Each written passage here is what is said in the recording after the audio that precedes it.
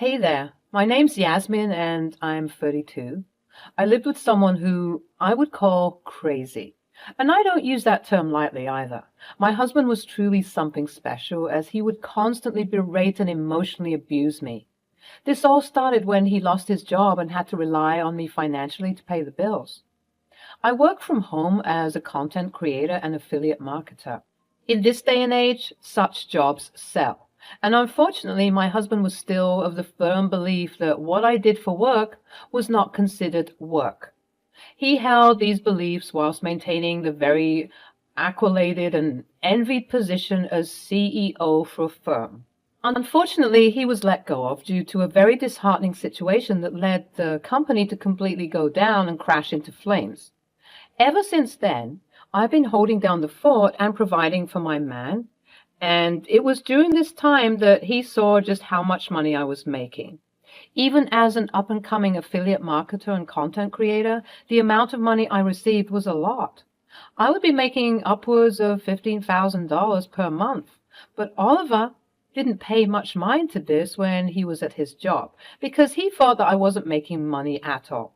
In his eyes, I was just his silly little housewife. Every time he would ask me for something, I could tell that his manhood was bruised, which I sympathized with for some time, as no one should be made to feel helpless and completely dependent on someone else.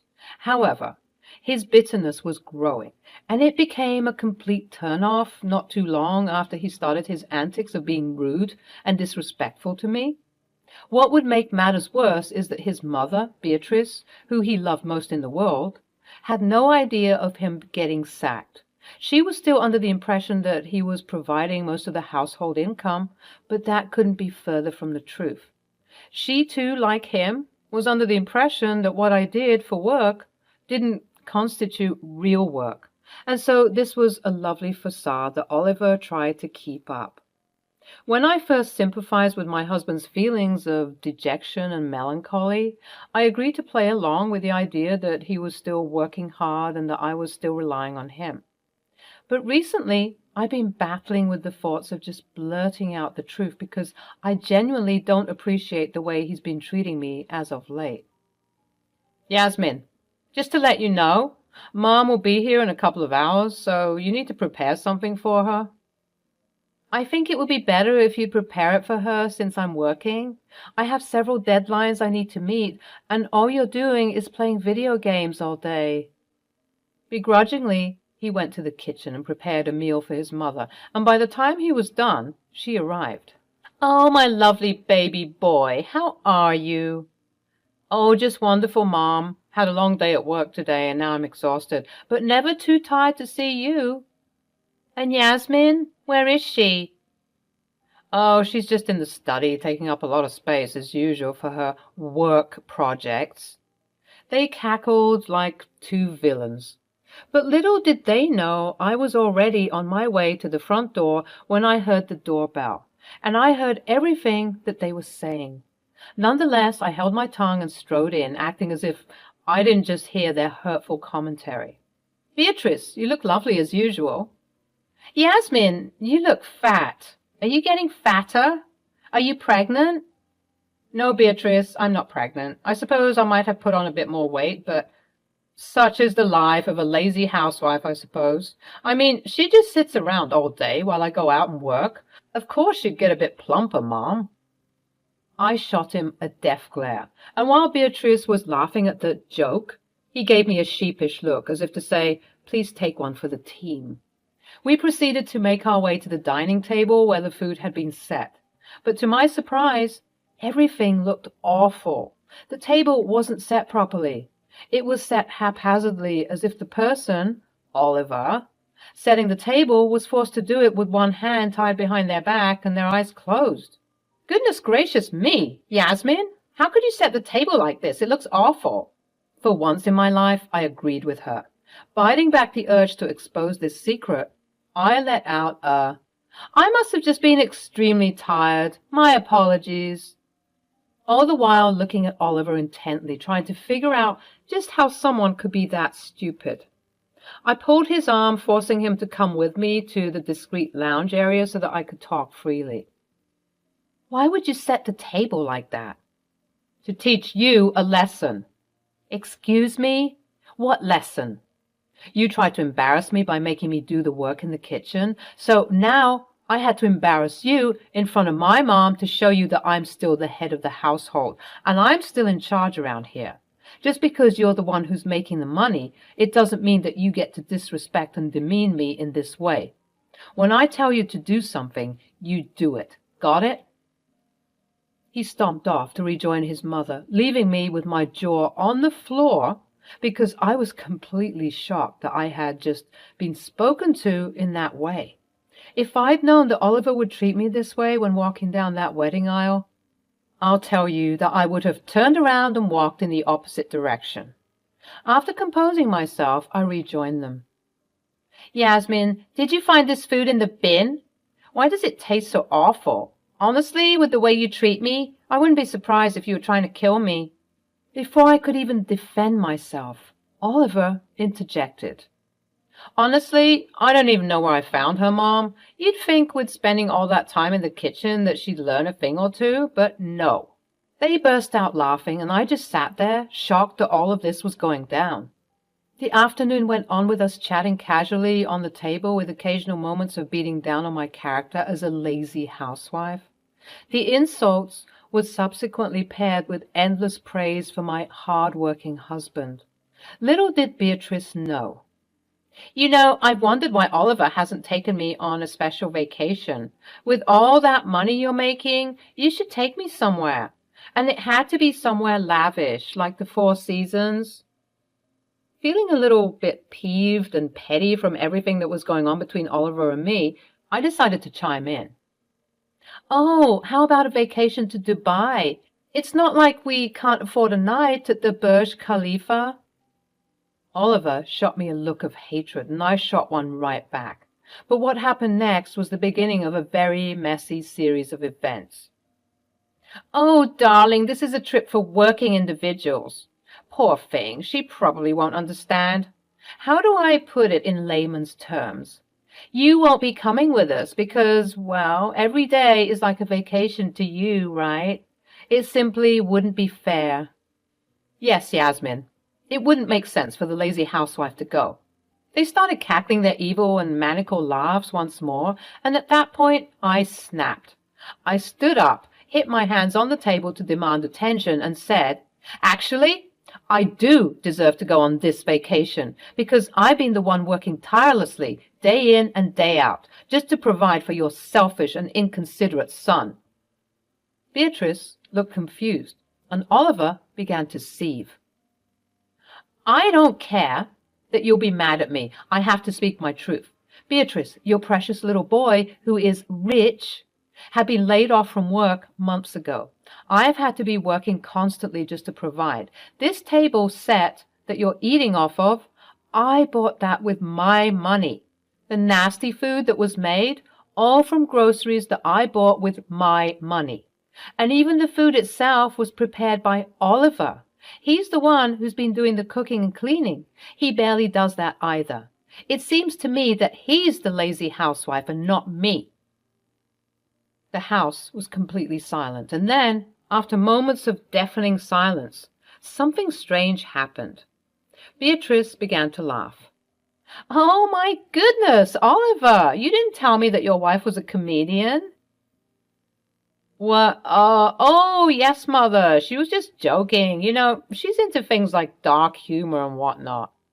You could have a career in stand-up, sweetie. That was absolute gold. I was stunned. I had nothing to say. Despite blurting out the truth, Beatrice was just too oblivious and so madly in love with her son that she simply couldn't believe what I said. To try and prove my point, I pulled up an article on the events of my husband getting laid off. But Beatrice didn't find this funny at all. Now, Yasmin, I'm no stick in the mud. I know how to get lit, as the kids of today say. I can laugh at a couple of dark jokes, but this is too far. How could you go as far as to make a whole fake website, slandering my poor baby's name? That woman was too far gone. There was no way that I'd be able to convince her that her son was indeed unemployed, and was relying on me for income. I tried explaining further, but she was visibly annoyed at this point. Enough! I won't listen to this any longer. You've taken things too far now.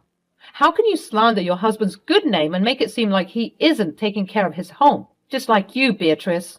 I've also had enough. Oliver, tell her the truth right now.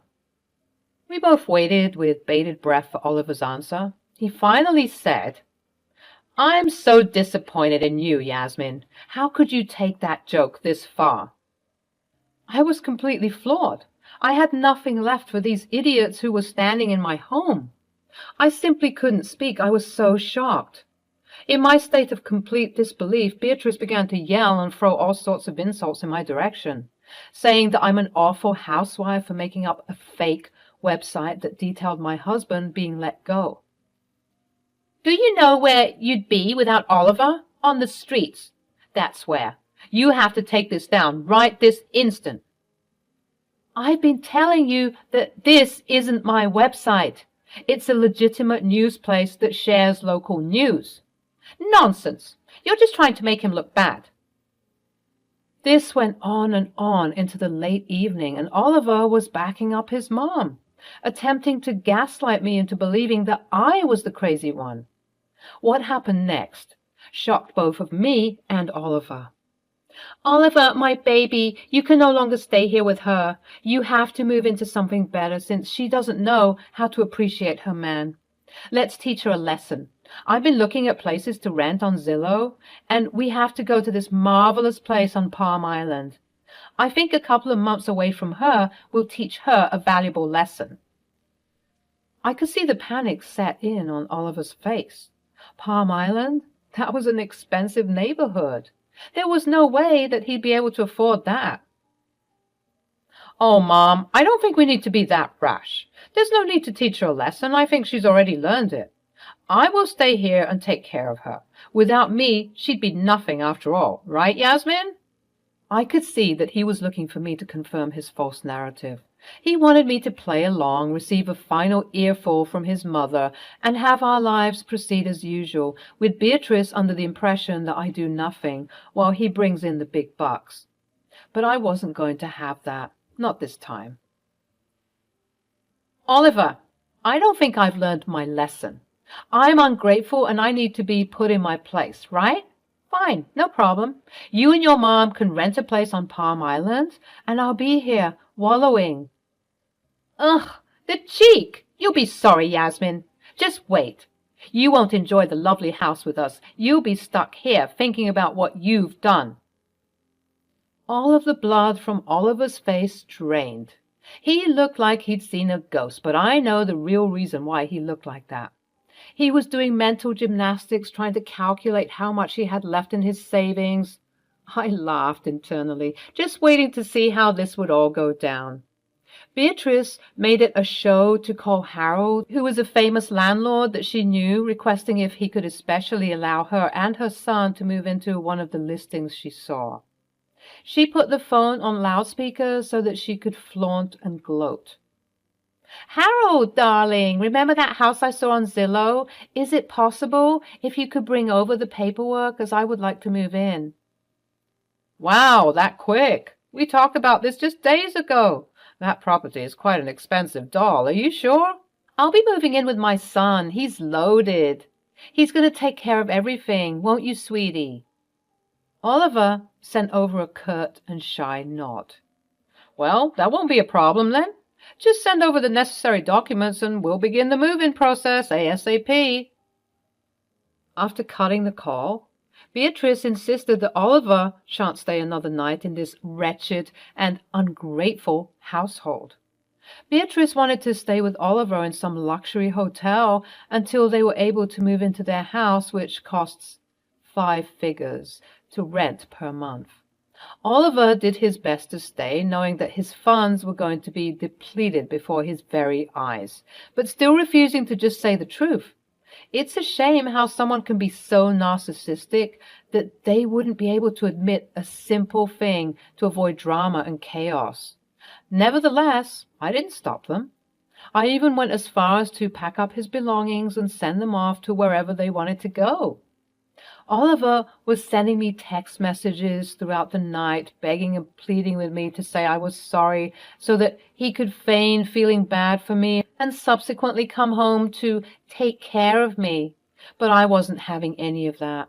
I told him that his pride will be the reason for his demise and that he should just come clean before he was too late. But my husband has a hard head and simply would not listen to reason. Some weeks of him spending time in a ridiculously expensive luxury resort with his mother, siphoning his funds, went by. At this point, his begging became incessant, and he showed me that his funds were depleting steadily due to his mother's spending habits. I'd often ignore his requests at this point, letting him suffer the same way that I had when I had to cover for his lying, and broke behind. Beatrice called me to gloat about the rental property finally being finalized. I continued to congratulate her and wish her all the best, and she was irritated that I wasn't perturbed by the situation. But she'd find out soon enough. Not only did Oliver have to pay the deposit, brokerage, and rental fee for the first month's rent, but he also had to buy lavish furniture to complement the new home. Understandably, he was struggling, but for some reason, he still refused to come clean. In another attempt to try and make me feel bad, Beatrice invited me over to the luxurious house to see just exactly what I was missing. I came and I was elated, the reaction she didn't want to see, as I knew deep down that Oliver was crying every night, attempting desperately to get a job to compensate for what he was spending. Beatrice simply couldn't understand why I wasn't being apologetic for everything, because she still believed that her son was in the right. But all of that would come crashing down during month 2. It had been a total of 4 months since I had heard from Beatrice and Oliver. It was as if they just disappeared off the face of the earth. I was doing my grocery shopping when I bumped into somebody who looked somewhat familiar. "Oh, pardon me." "Oh, it's no bother." "Wait, I think I know you. You're that famous landlord, right?" "In the flesh. A pleasure to meet you. You too look somewhat familiar. Would you by any chance know anyone who is named Beatrice?" "Why, yes, I do. How did you know?" "You look a lot like her son's wife. Her name is Yasmin, I believe." "Yes, that's me. How in the world did you know?" "If I recall, Beatrice and her son Oliver rented some property from me several months ago." "Oh, yes, I'm well aware, but I haven't heard from them ever since they made the actual move." "How are they?" "You haven't heard from them? How strange. Well, you must know what happened at least." "Nope, haven't heard anything." It turns out, folks, that Oliver has moved back in with his mother. They are living in a cramped and unfavorable apartment complex because that's all he can afford at the moment. Harold went on to tell me that the bank statements that Oliver had sent to him were falsified and that if his true bank statements were used, he would have been rejected on the spot. Harold told me everything. He told me how Oliver duped both him and Beatrice and how they were so shocked when they found out the truth. Rightfully, his mother berated him. She was so loud and destructive that neighbors were making complaints, and Harold couldn't have their bad reputation tainting the elegance of that neighborhood. When it came time for the second month's rent to be paid, I noticed that Oliver was being very nice to me, before telling me that he'd be late on the payment. This shocked me because Beatrice made it seem like he was loaded, and so paying rent of $35,000 per month wouldn't be an issue. But we were all hoodwinked. The funny thing in all this, I knew the entire time. You knew? Why didn't you try and stop him? I did. God knows I did. But he was too stubborn to admit that he didn't have any money. Men and their pride. Well, he has now met his demise, after being found out it wasn't a good look. His mother tore up the whole house in distress, so he was unable to return any of the furniture he bought. He had to resell it at a significantly cheaper price, which was a big loss to him. Because his mother attempted to ruin the house, I had to keep his deposit. And on top of that, since he falsified his bank statements, he was arrested. I gasped, completely shocked to be hearing all of this for the first time. Yep, it was truly a series of unfortunate events that led to this crazy situation. Beatrice pleaded that I drop the charges, but the damages had already been done. Your husband spent 2 months in jail waiting to post bail. His mother had sold her house to pay his bail, and with the remaining amount of money that they could scrounge up, they opted to live together in some dingy apartment complex on the other side of town. Do you mean to tell me that you haven't heard from any of them? Nope, not one squeak. I'm guessing they're all just extremely embarrassed about the situation. But honestly, good riddance. They made my life a living hell. Please, could you tell me where they're staying so that I can pay a visit sometime and deliver some divorce papers? Harold jotted down the address of where they were staying, and we said our adios. I left the grocery store making a new friend and apparently gaining 2 enemies.